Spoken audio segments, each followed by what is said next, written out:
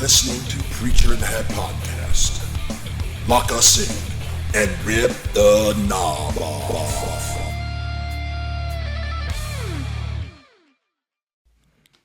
On this episode of Preacher in the Hat, we will tell you why we go to church and why we think you should too. But first, the intros. Across from me, my brother Derek. To my right, my dad Steve. And behind the cameras and on a hot mic, Big Easy himself, Mr. Chris Sumter. We are glad to have you here with us. This episode, we have sparked off, I guess, from 2 episodes ago, when we got into a little bit at the end of an episode where we almost continued the episode talking about why I go to church. And we decided to hold that off and put that in a brand new episode instead. So that's what we're here for tonight. How we doing, boys? I think I'm going to be all right. We're glad to have Dad back with us. Want to make sure we throw that in there. Right. Yeah. He skipped on us last time for a minor procedure. We're glad to have him back. Get his lazy butt back in the chair. Yeah. About time. Yeah, since nobody else wants to sit. That's true. It remains empty while you're gone. Yeah. It's not out of homage. It's not for homage either. I was going to say, I don't take it that way. Believe me, I'm good. I don't want to sit there. But before we start rolling into our topic, Chris, do you happen to have a producer's minute for us? I'm glad you asked. I knew you would. So the other day, I unwillingly went to Chick-fil-A. I'm not a Chick-fil-A guy. Mm-hmm. Oh, my. We need to pray How about did I know I was that. going to get attacked? I'm okay with that. No, I mean, it's not. I love their business. It's okay. model. You don't have to explain yourself. It's all right. Thank you. So Is it the chicken? It doesn't have enough grease. Is it the chicken? Just jump right back in. It doesn't have enough grease. This is what he would do to me. I know. It doesn't have enough grease. It's too clean. I mean, it's too clean. I don't know why it's clean. It's just too clean. You want the food messier? Something. He wants the chicken greasier. Push them, pull them, do something. No, it's just not. It's just whatever. But anyway, my workers love Chick-fil-A, and my son loves. So I went to Chick-fil-A, and the other thing is, I'm amazed. I think I go just because I enjoy seeing how quickly they can get me in and out. You know what I mean? Oh, And it's wild. They're yeah. absolutely fascinating with that, and so I was probably about 16 cars deep. Oh. And I literally could not believe it. It was like, I mean, even it was amazing for them. You know what I mean? Like you have their standard and then they just break their own records over and over again. And so I think it was like 3.5 minutes. I'm not even kidding you. Mm-hmm. And I get up there and I must have been talking about him too good because she said, could you pull up in bay number 2 while we get these chicken tenders ready for you? It was too good to be true. So anyway, I pull up into 2 and there's this white dude sitting beside me and he's smoking him a cigarette. And this guy comes up to him and he kind of trying to bum a cigarette. And he seems like he's a little frustrated by it, but he's kind of going to give into it. And I don't know why this happened, but there's a bunch of holly bushes right in front of me. It's like a whole hedge of it. You thought you were between the hedges at Georgia. I mean, it was just bushes. And I don't know why, but there was this most beautiful blackberry vine coming out of it. And it was loaded like I had never seen, with the most gorgeous blackberries I've ever seen. I mean, big ones like the kinds you get at Publix. And I was like, what's happening right now? It didn't even make sense. You know what I mean? So I was like, oh, I'm getting out for this. This means something. You know what I mean? Like if I don't pick these berries, something is going to happen. It's meant to be. I'm meant to be here in this bay, whatever. So I get out. I got nothing to put them in. You know what I mean? I got an old paint can. I was like, oh, Sounds good. yeah. So anyway, I go over there and like, it's kind of pricking me because they're kind of on top, you know, it's kind of sticking me in the chest, and I'm just picking. And I mean, I feel like I'm 8 years old again, back in West Virginia, you know, picking. And I mean, I get like a whole handful and they're kind of spilling over. I get them back to my truck, and the guy is sitting beside me. He's staring at me. He rolls his window down. He said, hey, young man, are those blackberries? I said, you better believe it. And I said, but I did something my daddy taught me never to do. I didn't pick it clean. I left you a few. He said, well, I'm going to come back and get them. And it was the most odd, like, little conversation you could ever imagine. But I knew I was supposed to be there. Yeah. You know what I mean? Yeah. So I get him back to the job site, and I tell my son, I said, son, go look in the, what's that called where you put your cups? Cup holder. Big word. The center console, like the And so he's a man of few words. He went up there and he ate a few, and I said, how were they? Because they look gorgeous. He said, they were all right. I said, there's no way this story could have happened today and those berries be all right, brother. I'm telling you, I went and ate a few, and guess what? They were all right. And I was like, they are so gorgeous. I mean, they were so, I mean, I'm talking about ripened by the sun, you know what I mean? And they were so full and so just no weird insects, like, you know what I mean? And they were so beautiful, and they were just incredibly average. And it was like this story that was built up in my heart and mind and soul. Right. It just kind of like went boom. Yeah. I was like, this was not supposed to end this way. You know what I mean? But it did. Can't judge a book by its cover. Now imagine you're the other guy who came back and he left, came all the way back to get him, and he was like, they're all right. I came how far back to get those? Yeah. They just weren't sweet, man. You know what I mean? And I thought, these are not grown in a greenhouse. These are baked, but it's probably who knows how many pesticides on that. I mean, it was just odd sitting there, like looking at me. And I was like, this is one of those stories that's supposed to mean something, like the bubbling brook or something. I don't know. I don't go berry picking anymore. Last time I went berry picking, I got like one of the worst tick bites of my life. And, yeah. Well, that was something my mom, we'd go picking we have black raspberries up there and where I'm from. And man, she would make some jelly and cobbler. And they were little. You would walk the railroad track, you know, and pick them. And we always picked blueberries with my mom. And those are pretty good ones to pick. Yeah. They're different.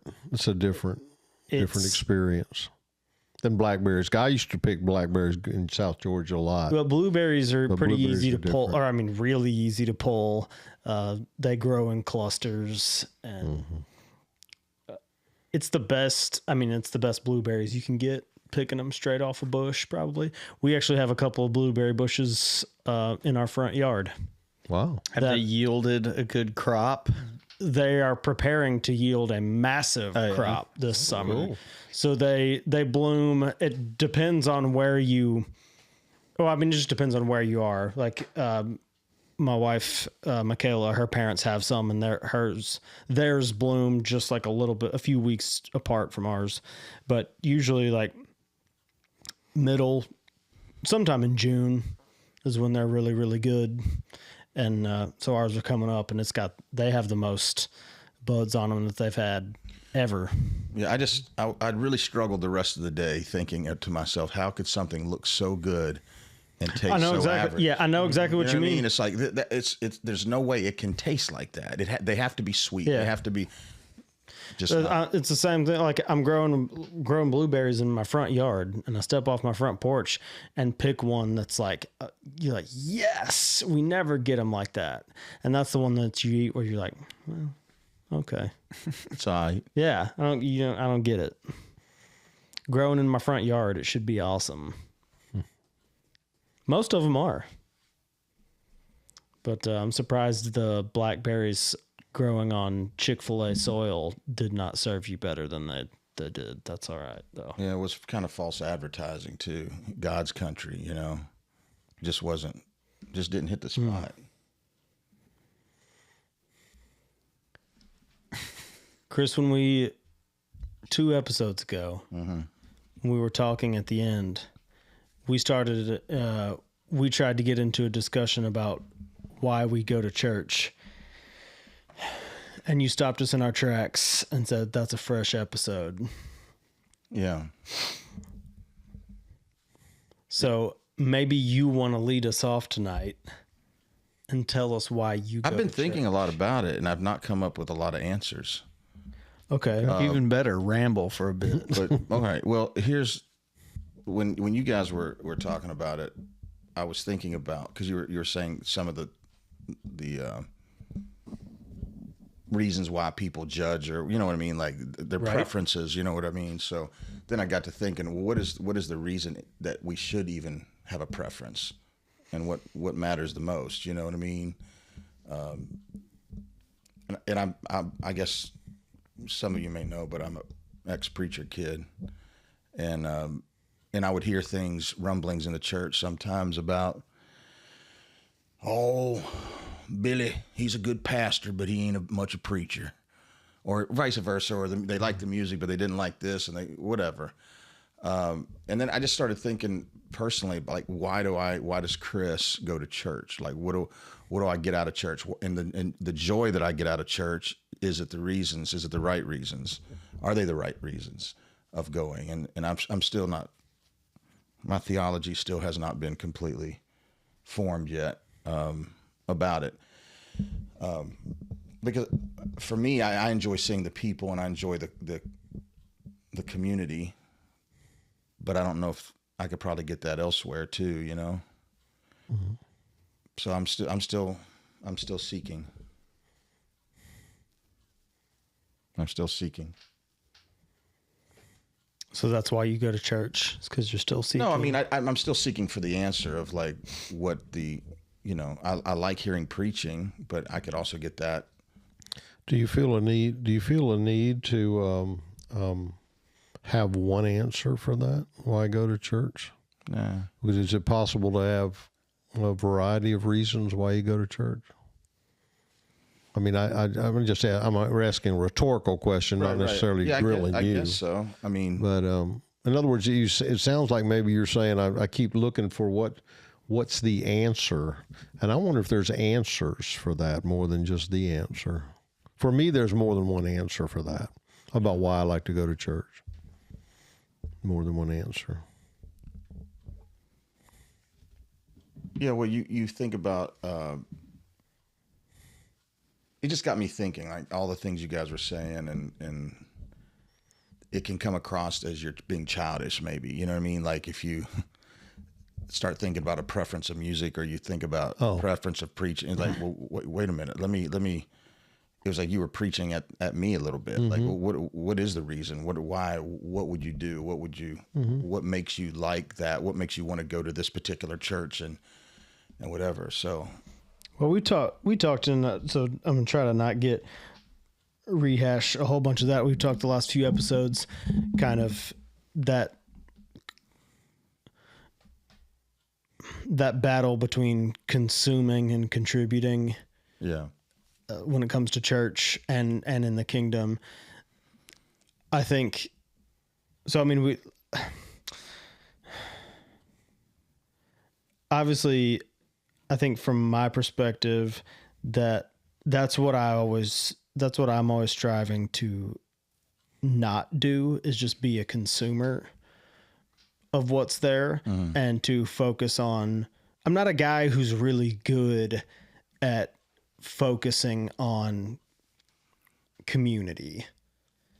So now in smaller groups, like just my family, or like a tight knit group of friends, or like, this group of guys, I'm good at that. In a larger setting, like a church, I'm not as strong at that, but I think it's something that's important. We've talked about having, not just being around people who are in the exact same stage of life as you, but people who have gone through the same, or have gone through what you're going through, or will go through what you're going through, all that sort of thing, I think is where I kind of land. Probably like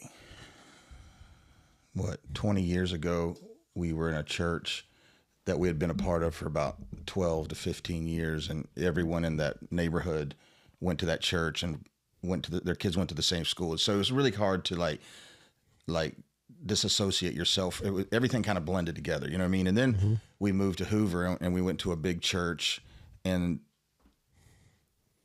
you kind of, it was just so different, it was like stadium seating and like the light show and everything. And so that took on a whole new approach for me because I just kind of was like watching the show, so to speak. Right. Now we're at our small church, and it's much more intimate, and you sort of rub shoulders with the same people, and people are looking into your eyes and kind of knowing if you're living right, or you know what I mean, like you know what I'm saying. Like I don't mean that like you know what I'm saying. Like you don't hide as much, and you can't. I mean, I guess you just not come. You know what I'm saying if you wanted to, but it's hard to like you know what I mean. It's hard to like come and not be seen, I guess is what I'm saying. Yeah. And so for me, you can fly any way you want to fly. You know what I mean? You can be hidden, you can act like everything's okay. But I think when this last experience we've had, it's been different for me because, you know, I'm like, I'm doing this right. And again, I'm still learning what that means, but like when it comes to the community aspect of it and, you know, not like literally, and I'm not blaming the church for this, it was me, but like you could sit up there in the nosebleed section and get so comfortable, and there's 14 different exits out of the church, you know. You could come in, hear the good music, leave, hear a sermon, and be gone. And I'm not saying that's was God's intent, but you could just do that. I've kind of put ourselves in a position now where that's really not possible, because if you miss or if you somebody's gonna come after you, you know what I mean? So that's kind of nice. Yeah, I guess is you know, I don't know if that's my reason, but it's nice to have the accountability to me. Yeah, well, I mean, I think that goes into, you know, the church. We always think of the church as, of course, the buildings where we go to church, which those are churches, of course, but that when Jesus was, or when early on and in the New Testament, when they're talking about the church, a lot of times they're talking about the church as the body, which is what, you know, what the real, like that is the church, and we're all supposed to be, we're all moving parts of that body. And so I think that's super important to be able to, I mean, we're supposed to be a part of that, and I can't do, it's hard. Like you're saying, it's so much easier to neglect doing that when you can pop in and out and not be seen. Right. Well, one thing that you've taught me, Stephen, is like what I've noticed when I've observed at our church is that I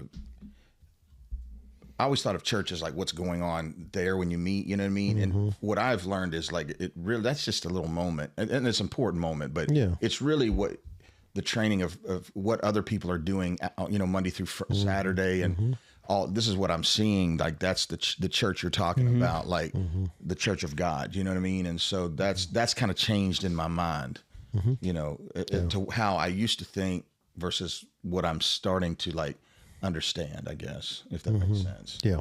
Yeah. Because there's so many things going on that's not really, it's not necessarily represented on a Sunday morning, but it's like happening, you know? Yeah. Yeah. Well, there's some people, for example, when they talk about how to do church, they back up and they say, you start with Christology. Don't start with church, start with Christology. What do we know about Jesus and what did he do? So a way to talk about church is what do we know about Jesus and what do we know about what he did? What did he do? He had 12 disciples that he spent a lot of time with. He had 3 that he was even closer to, you know what I'm saying, the James, John, and Peter and James and John. But then he also spent time with the crowds, you know, so he did a variety of things. And then he didn't just focus on them. He reached out to other people, you know, for them to be a part of it. So when I sit and think about what did Jesus do, then I think, okay, am I seeing something like that being done in the church I attend? You know what I'm saying? Am I seeing those things that Jesus did in his interaction with people and his interaction with the Father? Sometimes it meant alone time with God, you know, the Father, you know, we see in the scriptures, but it also meant a lot of time with other people. Later on in scripture, Paul said things like, don't give up meeting together and that kind of thing. So I try to look back, you know, for example, the sick were healed. Demons were cast out, you know, around Jesus. That wasn't the whole focus, You know, it wasn't just worshiping the songs. We don't even really see too much that Jesus sang. I don't know how much he sang. I wonder. We don't see that a lot. Maybe they did. I don't understand it, because in the Jewish culture there is a lot of music too, so there probably was a lot of that. So I think maybe for me, I like to look, why I go to church is I want to go and be a part of a church or help lead a church that is doing some of the same things that Jesus did. And then the second thing is missiology. What do we do in the world? And you talked about that Monday through Friday. What are we doing in the world? And does what we do when we gather help me, spur me on to do that? You know, so that's another reason why I go to church, is because I get to do some of the same things that Jesus did when I'm with a group of people that are trying to follow him together. And then the second reason I go is because, and I don't just think about, but what do we do in the world, and how does our gathering spur me on to do that? You know? Yeah. So if I hear stories of how Jesus is changing people's lives when I'm in church, that spurs me on to help other people throughout the week. You know what I'm saying? And for them to become a part of it. And then thirdly is, how do we do church? And how we do church should be informed by the first two. Mm-hmm. So why I go to church is because it helps me do those two things. It helps me do the same things Jesus did when he was interacting with people and with the Father. And number two, it encourages me. And the one thing it says in Hebrews is, don't give up meeting together. Encourage one another daily, so that you'll not be hardened by the deceitfulness of sin. So for me, when I go around a group of people that are following Jesus like I am, I get inspired to continue that path and so it helps me through the week then to remember they too are encountering battles, and I'm challenged by their response. You know, for example, when there's health issues, I see other people being prayed for. I want to be in a place where people are prayed for. Right. I want to be in a place like that. Because that spurs me on to be prayed for when there's health issues, that kind of thing. So for me, that's important. Those are the important pieces. Is the Christology and the missiology impact a lot about why I go to church and how we do church. One of the blessings I've gotten is there's a guy at our church, and when he gets up to speak, he said this about 3 or 4 times, but he always talks about when he's out of town, he misses being here. Yeah, and it's nice to hear that. You know, yeah, right. And it's nice to go to a church where you miss. Right. I mean, I've gone to churches where I like taking time off. You know, and that might be speaking toward me as much as anything, but I really like, and I don't like to miss it. Yeah. And I think it's to your point about when you're around other believers and you're seeing the things that God's doing in them, and it's kind of spurs you on and brings joy to you that you're with family, you know. So my wife, Lenore, your mom used to say when we would travel out of town, she used to say things like, well, I don't like to miss because I don't know what I'm going to miss. She said, what did I miss? You know, she was like that. And she was a pastor's wife. You know, a lot of times pastor's wife would be like, do we have to go? Can we not go? But she'd be like, it wasn't like, I want to hear you preach, Steve. Right. I don't want to go back and hear you preach. I mean, she loves her guys lead worship. That helps too. But more is just like, what did I miss? What did I miss? And, yeah, I like being in an environment where I'm like, what did I miss? Not instead of like, well, it must have been the same thing. I'm sure I didn't miss much. So now you've been a pastor for what? 45 years, almost 46. That's unbelievable. When people stop going to church, what is like the biggest, when you see them having enjoyed church and then you see them and you know they're not, what's the biggest common denominator that you see? I don't know if or is there one? There's so many different reasons I think that people leave churches. I think sometimes people become apathetic because in their minds the same thing's happening over and over again. They want to change. They want something different. I don't know. I don't know if there is one reason. I don't know if I've seen a theme. Right. I don't know if I've seen a theme. I think there's a lot of reasons there's a difference between them going to another church or not going to church at all. Right. You know, I am disappointed if someone leaves our church and doesn't go to another church at all. I'm more disappointed about that than if they, than if they just go to another church. If they just stop wearing the jersey. Yeah. They might change a jersey. That's one thing, but not wearing one is more difficult. Because I'm not sure that church is... A church is the idea of just gathering, so it doesn't have to be a formal church service necessarily. But if you don't want to be around God's people and worshiping together and worship with them, that does say something about your relationship with God, I think. Heaven's going to be a rough place, isn't it? Yeah. You think we don't eat enough at church? Oh boy. No, I'm serious. That's a valid question. No, it is. It's a valid question. I'm just asking. Yeah. I just know where it's headed. It's when not you're heading the one anywhere. asking. It's an honest question, and it came from my heart, and I need a safe place to land. I heard a pastor say many years ago, you learn an awful lot about a person by eating with them. You absolutely do. You know what happens when you eat? It is true. You know what happens when you eat with people? What's that? Their walls come tumbling down. That's true. That does seem to be true. Well, we know there's nothing Derek loves more than a good church potluck. Oh my goodness! It's about that time to have dinner on the grounds, isn't it? I think so. Talk to them. I'm not blocking it. Don't talk to me if you want to get it. I'm not blocking it. I'm also but I'm not going to that's be. what I meant. I'm not going to be driving the train for the That church ought to potluck. be at least a quarterly event, at least, right? You do it regularly because you eat in each other's homes. I think eating in each other's home is just as important. I understand the desire for. So my which we don't need to get into this, but my gripe, I don't know if that's the right word, with potlucks has nothing to do with the community and the spending time together. That to me, and so from that aspect, yes, it probably should happen quarterly. If that's your take on it, and I think that's the right take on it. We need to build us a pavilion. That's where it starts. You have to have a pavilion. The railroad. Steve, Go down to George Ward Park. Get a pavilion down there. Well, I like going to church. Derek, I'm not trying to end the podcast, but I do. I'll have another question for you in a second, but Derek, you're kind of last on the train here, so we're gonna give you a second to share why you go to church. No, why you like going to church? No, that's not what I said. He didn't say that. Yeah, that's not the same question y'all answered. I'll say this.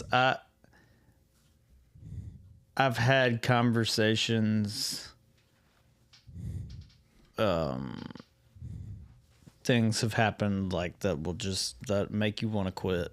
Mm-hmm. And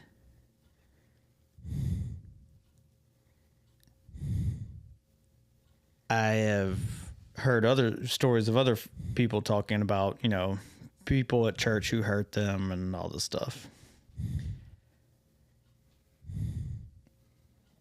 If it's like 100% about, like, people are going to let you down. Mm-hmm. People are going to hurt you. People are going to say something that, rubs you the wrong way, or just be outright rude, whatever. So it also has to be more than just your social hour. Mm-hmm. It's got to go beyond just the community as well. So, the thing that keeps me going is him, because there have been times where Jesus won that battle, where if it was all about the people, there would have been no reason for me to go. Mm-hmm. So that's not a super exciting answer, and maybe a slightly depressing. But that's why you should go to church. And I was wondering if that was going to be the way your answer was going to be like that, because I think for so many people, they've gotten on the other end of that, or they've been in that same spot, and they've said for the exact same reasons that you listed, that it's about him and not about people. People quit for the exact same reasons that you have chosen to stay. So people say, "Oh no, he's the only one Jesus is the only one who's getting it right. I'm not dealing with people, so I'm not going to church anymore. I still believe in him. And that's that. And people are always going to let me down." And kind of like what you were saying is that, newsflash, it doesn't matter where you go, and church is not the only place. Anywhere you go, people are going to let you down. But I find like your answer that like his faithfulness brings you back, has continually brought you back to the community of the people of God, as opposed to letting that be an excuse to drive you away and say, well, he's the only one. Like you said, it's because of him, but it's because of everyone else that I'm leaving. And I think the correct way to look at it is exactly like you said, is that no, it's because of him that I stay. Mm-hmm. And if you don't have that, then you see Jesus, who nobody got more disappointed by people than him. He was despised and rejected of men, a man of sorrows and acquainted with grief, and we hid our faces from him. And for me, that's why the conflict with people doesn't drive me away from church.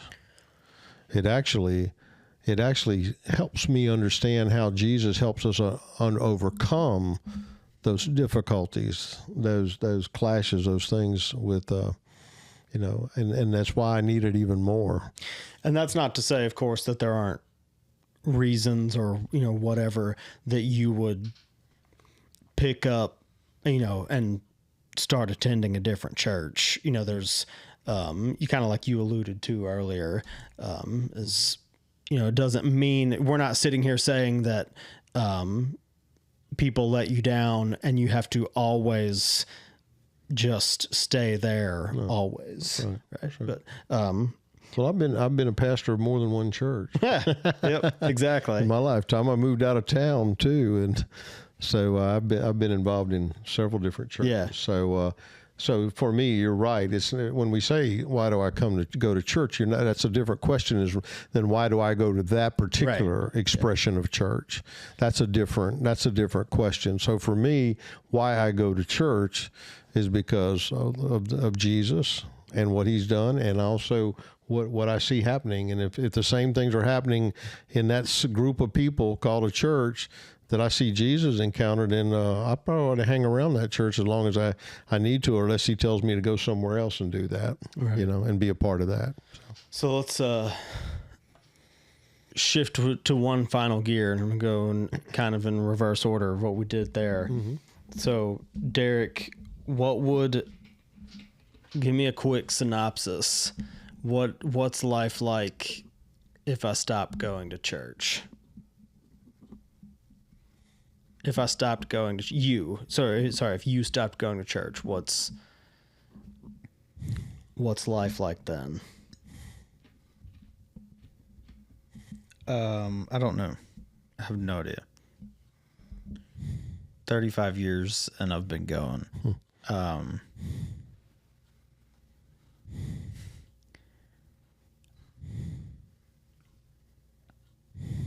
I couldn't tell you.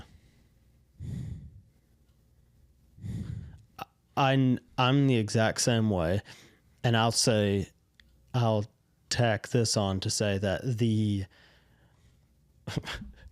whatever that void would be scares me. Mm-hmm. like if that's not there, like I'm just let's just put it this way. I'm just going to not bother finding out. Like, I don't know what that looks like. Mm-hmm. And it's I don't know. It's just a bleak feeling, or maybe complacent, or, apathy, which is already can be something that I like deal with on a somewhat regular basis. That would just be multiplied by, to the nth degree. For me, I can tell you why from experience. Even though I grew up in church over the first 35 years, I was probably like you guys. But then when we moved to Tuscaloosa to start a church, I was in my 20s, there was a while we didn't have a church, a specific group of people. We were going to start a church. Well, after we started the church and then closed it 3 years later, we were without a church that we were associated with. We stayed at home for a while with just the four, your sisters and us, and we'd have Bible study. We'd do that. We try to have some semblance together. But here's for me what would be different. They say, people that study the brain say that two ways that you change and character transformation takes place is in the area of identity and belonging. And church, I think, gives you, church in general, the Church of Jesus Christ I'm talking about, not a specific church. But if a specific church is giving me a sense of I belong to him, to Jesus, first of all, and I belong to those other people, loving God and loving each other, it gives me a sense of identity and belonging. And I think for me, if I didn't go to church, you know what I think it would be? I think it would be a difference in my character. Because when I get together with other people, I am spurred on because I know who I belong to, Jesus, and what my identity is. I'm a follower of his. I'm a child of his. And number two, and I'm constantly reminded that when I go and worship. And number two, I belong, and I'm constantly reminded that when I get with other people. And I belong not because we're the same, but because we're the same in who we're following and who is changing us. So for me, what I fear is that my identity and belonging would feel different. And I know that from having experience for a little bit. It was a little bit confusing, honestly. That's a good word. Finish this up. Eric, we probably disagree a lot. I like that in you. That's one of the reasons I'm close to you, is that we like, I don't know, we do something and something beautiful happens in that moment. All right. But I agree with what you said earlier. Yes. I don't want to try. Like, I don't, you know what I mean? Like, I don't want to know. I don't know. I didn't think too hard about it, but I've wandered around a few church parking lots while the preaching was going on in my life. And I just don't care to do that anymore. Yeah. I don't want to wander. I want to be focused. I want to be with the people that love me and can see me. And that's enough for me right now. Mm-hmm. I know my answer wasn't long and it wasn't. But it was excellent. All right. Well, I appreciate that. Very good. And I did agree with you. I didn't want to steal your answer, but it kind of made sense to me. Yeah, that's awesome. That's the message. Don't wander. Go because he's worth it. For Derek and Steve, Chris behind the cameras, my name's Eric. This has been Preacher in the Hat. We'll see you next time.